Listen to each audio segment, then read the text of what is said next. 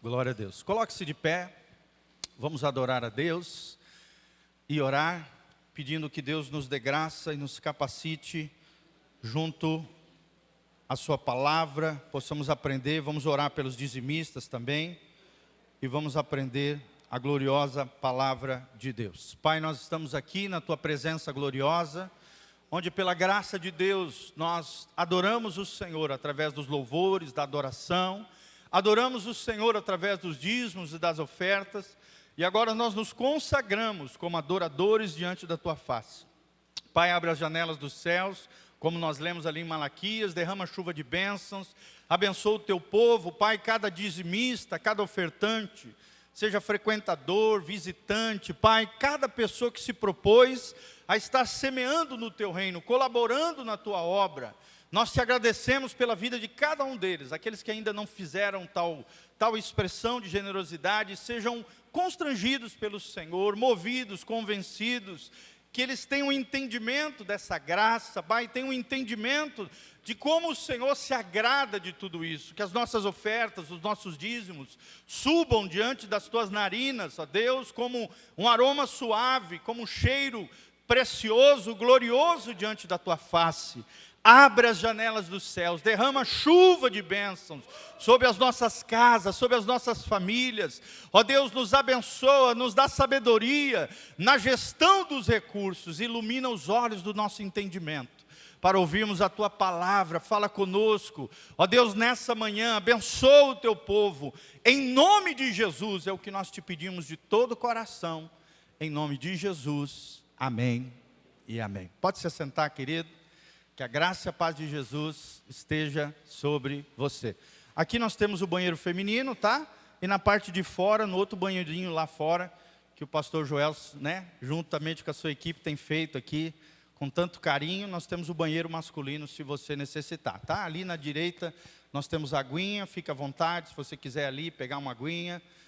Não esqueçam sempre de passar álcool gel na mão, usar máscara, aqueles que puderem. Quem esqueceu também não tem problema, mas sempre traga máscara para proteger as outras pessoas também, e nós vamos estar utilizando. Pastor não usa aqui porque precisa pregar, com a máscara acaba atrapalhando, mas graças a Deus por isso, louvado seja o nome do Senhor. Abra comigo Romanos 1:18. Romanos 1:18, que a graça e a paz de Jesus esteja sobre a sua vida. Glória a Deus.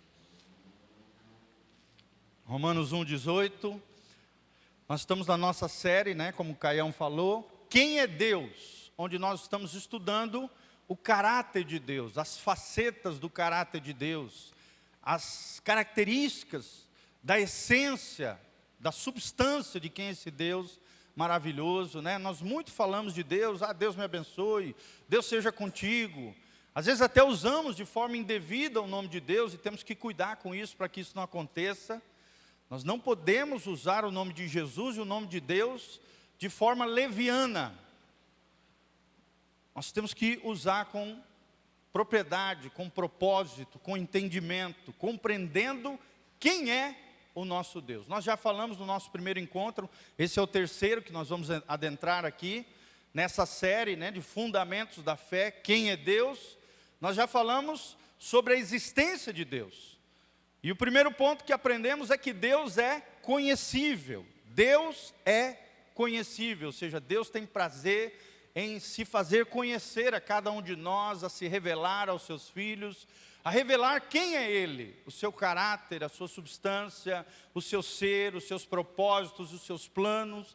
Nós aprendemos sobre isso. Aprendemos também que Deus é independente de nós. A criação é inferior ao Criador. Hoje nós temos uma corrente muito comum chamada panteísmo, que ensina que a criação e o Criador é a mesma coisa, que a natureza e a mãe natureza é a mesma coisa, por exemplo, E não é, à luz da Bíblia, o Deus dos cristãos, Ele é muito maior do que a sua criação, Ele é independente de nós. Deus não nos fez porque estava carente, porque estava sozinho, não. Ele dentro da Trindade, na sua relação entre o Pai, o Filho e o Espírito Santo, Ele é perfeito, é um Deus perfeito. Nós aprendemos que são três pessoas distintas, todas elas são plenamente Deus, e há um só Deus. formado de 3 pessoas, o Pai, o Filho e o Espírito Santo. Todos eles têm a mesma glória, todos eles são dignos de adoração, todos eles têm a mesma substância, o mesmo ser, o que o Pai tem, o Filho tem, o Espírito Santo tem.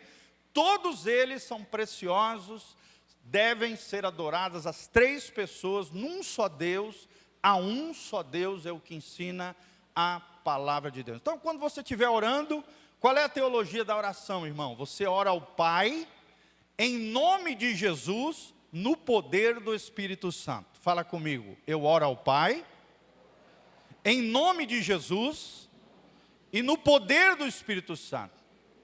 É claro que ali na sua oração, no momento todo, se você orar a Jesus, não tem problema. Jesus, o Pai e o Espírito Santo, os 3 são Deus, né? Deus não deixa de te atender por causa disso. Mas o mais correto, biblicamente, é orar ao Pai, em nome do Filho, no poder do Espírito Santo. Essa é a teologia da oração, a oração mais correta, biblicamente. Você ora ao Pai, em nome de Jesus, é muito importante colocar o nome de Jesus no final da oração, e você sabe que você está sendo movido pelo poder do Espírito Santo. Então vamos lá, Romanos 1:18, abra comigo, é o nosso texto-chave dessa série, Quem é Deus? Romanos 1:18. Nós vamos estar projetando, o Carlinhos vai estar colocando aí para nós. A Bíblia diz, a ira de Deus, procura lá, Romanos 1:18, vou dar um tempinho para você, tomar uma aguinha. Rafa, me dá uma forcinha. Obrigado, querido. O pastor parece um camelo, tomando água. Vamos lá, Romanos 1:18, amados. Olha o que diz a Bíblia Sagrada. A ira de Deus se revela do céu contra toda impiedade e perversão dos homens que detêm a verdade pela injustiça. Porquanto o que de Deus se pode conhecer é manifesto entre eles, porque Deus lhes manifestou. Aqui nós vemos Deus querendo se revelar, querendo se fazer conhecido, mas essa geração perversa, inclusive a que nós vivemos, tem desprezado o Deus que quer se revelar aos homens. 20. Porque os atributos invisíveis de Deus, aqui é o caráter, quem é Deus, assim o seu eterno poder, como também a sua própria divindade, claramente se reconhecem desde o princípio do mundo, sendo percebidos por meio das coisas que foram criadas. Tais homens, por isso, são indesculpáveis, porquanto, tendo conhecimento de Deus, não o glorificaram como Deus, nem lhe deram graças, ou seja, não lhe agradeceram, não lhe adoraram. Antes se tornaram nulos, torpes em seus próprios raciocínios, obscurecendo-lhes o coração insensato, inculcando-se por sábios, tornaram-se loucos, e mudaram a glória do Deus incorruptível, em semelhança da imagem do homem corruptível, bem como de aves, quadrúpedes e répteis. Louvado seja o nome do Senhor. 24, por isso Deus os entregou, tais homens, a imundícia, aqui a imoralidade, a sujeira, pela concupiscência do seu próprio coração, para desonrarem o seu corpo entre si, pois eles mudaram a verdade de Deus em mentira, adorando e servindo a criatura em lugar do Criador, o qual é bendito eternamente. Amém. Será que você pode dizer amém comigo? Que Deus abençoe essa palavra ao seu coração, irmão. O que Deus está falando aqui, resumidamente? Deus quer se revelar aos homens, Deus tem se revelado a nós através da criação, através da nossa consciência, através da sua palavra que você tem diante das suas mãos, seja no seu aplicativo, celular, na Bíblia Sagrada, em papel. Hoje, mais do que nunca, a palavra de Deus está em todos os lugares. Mas, infelizmente, o homem, pela dureza do seu coração, trocou a verdade de Deus, a revelação de Deus, quem é Deus, pela imagem de homens, de animais, de divindades, de santos, de energias cósmicas, da natureza, tem adorado tudo, menos o Deus invisível, que é real e que se revela através de toda a sua criação. Por isso Deus, sabendo esse estado de dureza de coração, largou os homens, a sua própria loucura, a sua própria cegueira. E os homens, debaixo dessa cegueira, dessa loucura, se achando sábios, na verdade se tornaram loucos, encegueirados, obscurecidos de coração. E aí Deus largou essa humanidade à sua própria sorte. E aí veio o quê? A idolatria, a imoralidade, toda essa violência, essa corrupção que nós vemos nos dias de hoje. Tudo isso porque desprezaram a verdade de Deus, desprezaram a palavra, desprezaram a sua própria consciência, a lei de Deus inscrita nos nossos corações. Desprezaram a voz do Espírito Santo, desprezaram o Deus que se revela, que se mostra, quanto aos seus atributos, ao seu caráter, às suas qualidades. Então nós aprendemos tudo isso, irmãos. Deus quer se fazer conhecer a nós. Deus é independente de nós. Carlinhos, qual é o terceiro ponto? Deus é conhecível, Deus é independente. Terceiro lugar, nós vimos que Deus é imutável, ou seja, Ele não muda quanto ao seu caráter, quanto aos seus planos, quanto ao seu ser e quanto aos seus propósitos. Por Ele ser um Deus perfeito, Ele não erra. Ele não precisa consertar as coisas como nós, né? Às vezes você fala uma besteira para alguém, né? Para a esposa, ou para o filho, ou para alguém. Você tem que ir lá consertar, pedir perdão. Poxa, amor, me desculpa, eu acho que eu me passei aqui. Deus não precisa disso. Ele é imutável, porque Ele é perfeito, Ele é bondade, Ele é maravilhoso. Ele não precisa se consertar. Ele é perfeito, Ele é imutável.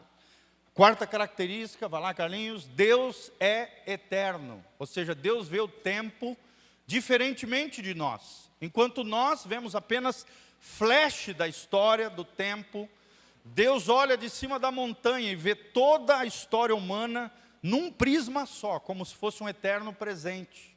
O passado para Deus é presente, o presente para Deus é presente. E o futuro para Deus também é presente.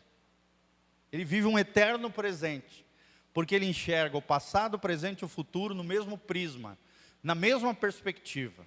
Nós falamos que existem dois tempos, né? O tempo de Deus, o Kairos, que também é conhecido como tempo de oportunidade, é o modo como Deus vê o tempo, e existe o nosso tempo, o Cronos, o tempo cronológico, de segundos, minutos, horas, dias, que é diferente do tempo de Deus. E por isso muitas vezes nós entramos em colapso, porque queremos que Deus faça no nosso tempo, do nosso jeito, de preferência para ontem. É ou não é, irmão? Principalmente a nossa geração, Nissim Miojo, né? Micro-ondas, tudo que é em 3 minutos que Deus resolva. E por isso muitas pessoas se frustram com o cristianismo e vão para a macumbaria, para a feitiçaria, para o candomblé, porque lá parece que as soluções são mais rápidas. É do jeito que a pessoa quer. Ela manipula o poder, ela é seduzida pelo poder, mas mal sabe que está entregando a mão para o diabo e o diabo está puxando a perna por detrás. Na aparente rapidez de uma solução, da resolução de um problema, Satanás puxa a perna, te faz cambalear, te embaraça, te atrapalha e te atavia e lança maldições terríveis sobre a vida das pessoas. Tudo isso porque nós não entendemos que Deus é eterno. Deus trabalha de diferentes modos, em diferentes tempos, e nós precisamos aprender a confiar nesse Deus. Amém? Glória a Deus.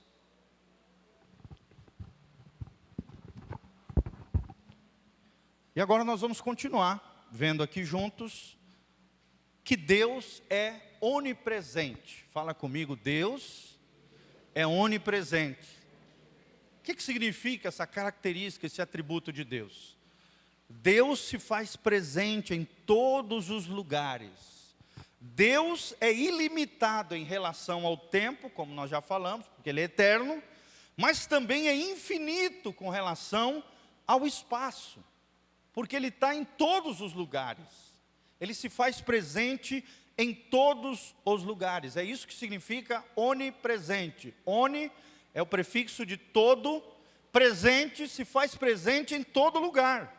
Ou seja, Deus não tem tamanho ou dimensões espaciais, igual nós, né? Nós sabemos que 2 corpos não podem habitar o mesmo espaço, porque nós somos matéria.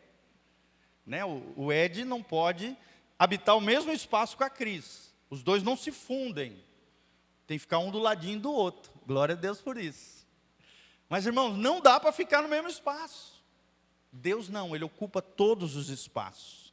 Deus não tem tamanho, Deus não tem dimensões espaciais, e Ele está presente em todos os pontos do espaço, com todo o seu ser. Fala comigo, Deus está presente em todos os espaços, com todo o seu ser.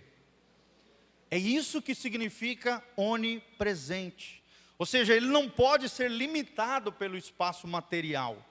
Por quê? Porque Deus criou a matéria. Deus criou os homens, Deus criou a natureza, Deus criou essas cadeiras que nós compramos.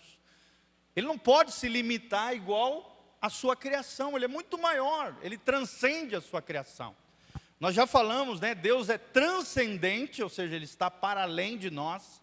Ele é muito maior do que nós, muito mais sublime, exaltado, tem primazia, glorioso, majestoso. Ele é transcendente, mas Ele também é imanente, ou seja, Ele também está em nós. Se faz presente em nós através do Espírito Santo. Que coisa linda, né? Faz assim com a mãozinha. Deus é transcendente, mas Ele é imanente. Glória a Deus. É assim que a gente ensina as crianças, né? Fazendo gestinhos e tal. Porque daí a criança vai lembrando. A gente aprendeu o eterno propósito de Deus, né? Deus tem uma grande família de muitos filhos semelhantes a Jesus. E esse Jesus de Nazaré, Deus Pai, Deus Espírito Santo, se faz presente em todos os espaços, com todo o seu ser. Jeremias 23 a 24, coloca lá para nós. Nós vamos ver que Deus enche o céu, mas também enche a terra. Olha o que diz a palavra de Deus, Jeremias 23, de 23 a 24. Coloca lá, Carlinhos. Porventura sou eu Deus de perto, diz o Senhor, e não também Deus de longe? Próximo versículo. Esconder-se-ia alguém em esconderijos, de modo que eu não o vejo, diz o Senhor. Porventura não encho eu os céus e a terra, diz o Senhor. Então vocês estão vendo que aquilo que eu estou falando está na palavra. Deus enche os céus, mas Deus também se faz presente aonde? Na terra, e debaixo da terra também, irmãos. Por exemplo, o ser humano não pode ir para o núcleo da terra, porque lá dentro do núcleo da terra é magma. É uma espécie de rocha líquida incandescente. Imagina te jogar lá dentro. Por isso que muitos creem que o inferno é lá no centro da terra. Porque lá é um lugar terrível, de calor extremo, insuportável. Se caíssemos lá dentro do núcleo da terra, no magma, que é a rocha incandescente, inflável, nós queimaríamos na hora. Mas Deus não tem esse problema, essa limitação. Porque Ele transcende, porque Ele ocupa todos os espaços, porque Ele criou a própria natureza. Ele enche o céu, Ele enche a terra. Olha o que diz o Salmo 139, versículo 7.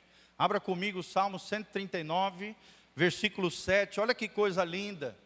Será que nós podemos escapar de Deus? Será que podemos dar uma fugidinha da presença do Senhor? Nós vamos ver pela palavra que não. A Bíblia Sagrada diz no Salmo 139, versículos 7 a 10, para onde poderia eu escapar do teu Espírito? Para onde poderia eu fugir da tua presença? Se eu subir aos céus, lá tu estás. Se eu fizer a minha cama na sepultura, também lá estás. Se eu subir com as asas da alvorada e morar na extremidade do mar, mesmo ali, a tua mão direita me guiará e me sustentará. Aleluia! Quem quer ser guiado aí pelo Senhor? Quem quer ser sustentado pelo Senhor, querido? É Ele quem nos sustenta, é Ele quem nos guia, dele nós não podemos fugir. Dele nós não podemos escapar, meus irmãos, porque Ele se faz onipresente em todos os lugares, com todo o seu ser. O seu ser é tal que até mesmo, diz lá 1 Reis 8:27, não precisa botar, até mesmo os céus, mesmo os mais altos céus, não podem conter-te. Ou seja, o céu não é limite para Deus. Quando a gente fala com as pessoas, a gente diz, né, o céu é o limite. Porque para o homem o céu é o limite, mas para Deus não é. A Bíblia diz em 1 Reis 8:27, os céus mesmo, os mais altos céus, não podem conter-te.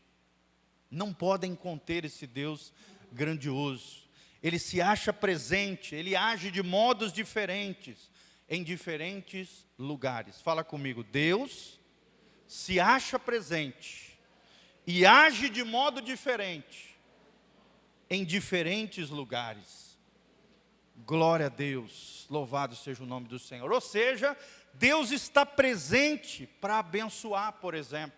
Abra comigo o Salmo 16, versículo 11. Aqui nós vemos Deus se fazendo presente para abençoar. É a primeira manifestação da presença de Deus. Esses dias eu fiz uma live, né? Eu postei lá no Facebook, acho que alguns assistiram aqui, muitos assistiram, onde eu falei das 3 manifestações da presença de Deus. Vou repetir aqui. Primeira manifestação da presença de Deus é abençoando os seus filhos, os seres humanos. Olha o que diz o Salmo 16, 11. Tu me farás conhecer a vereda da vida, a alegria plena de tua presença, o eterno prazer à tua direita. Amém? Quem aqui já teve o prazer de se alegrar na presença do Senhor? Levanta a mão bem alto. Quem aqui já chorou ouvindo uma adoração ou fazendo uma oração diante de Deus? Levanta a mão. Irmãos, é isso que nós estamos falando. A presença de Deus é abençoadora. Quando você busca a presença de Deus, e nós devemos buscar, Jeremias 29:13, buscar-me-eis e me achareis quando me buscardes de todo o vosso coração. Para te ilustrar, a mesma coisa que Deus fosse um pai que está brincando de esconde-esconde com a sua filha. Aí o pai sai correndo, se esconde atrás da porta, mas deixa os pés debaixo da porta. Para quê? Para que quando a filhinha ali desesperada quiser encontrar o pai naquela brincadeira gostosa, naquela alegria, na presença do seu papai que ele ama, que ela ama, ela vai ver o pezinho do pai e vai falar, ah, já achei papai, puxa a porta e encontra o seu pai. Deus é assim, Ele nos dá sinais, Ele coloca sinalizações para que nós o encontremos. Encontremos seus planos, seus projetos, a sua vontade, a sua voz, a natureza, revela o Criador. Deus se faz, Ele se revela a nós, Ele quer ser encontrado por nós. E a primeira manifestação da presença de Deus é abençoando eu e você. Fala comigo, eu sou abençoado por Deus. Fala bem alto, eu sou abençoado por Deus. Sabe, meu irmão, quando vier a tristeza, aquela aflição, a crise, lembre-se disso, coloque a mão no seu coração e diga, a presença de Deus está comigo. Eu sou filho de Deus, e na presença de Deus, a alegria, a abundante alegria, a plenitude, a delícias perpetuamente, a alegria plena na tua presença e eterno prazer à tua direita. Que coisa linda. Assim como um pai brincando de esconde-esconde com a sua filha, você pode encontrar o seu Senhor no seu dia a dia. Amém? Irmãos,